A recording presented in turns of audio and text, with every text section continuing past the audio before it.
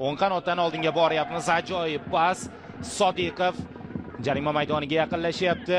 Aldadi, zarba yo'lladi. Himoyachilar qaytarishyapti. Yana Sodiqov qoida buzilmadimi? To'p bizda qolyapti. Jarima maydoniga uzatilgan gol! Yana gol uryapmiz. 2-0. Jahon chempionatida bitta taymda ikkita gol ura olayotgan terma jamoamiz. Albatta barchamiz qadrli do'stlar baxtlimiz. Bu terma jamoa bizni bu jahon chempionatida ham ajoyib tarzda mana shunday gollar bilan siylashda davom etyapti do'stlar. Musaxonov. Bu yerda Abdumo'minov. Albatta. Abdumo'minov Milliy do'ppilarda golni nishonlayapti. Qoyil. Dubl muallifiga aylanyapti Azizbek Abdumo'minov. Yarashganni qarang bu to'pni.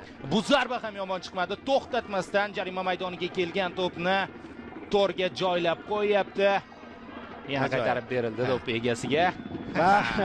Mana milliyligimiz mana shunday katta forum bu jahon chempionati. Mana shunday pallarda bilinadi. Qarang, to'p jarima maydonchasiga yetkazib berib, to'xtatmasdan turib zarba yo'llayapti.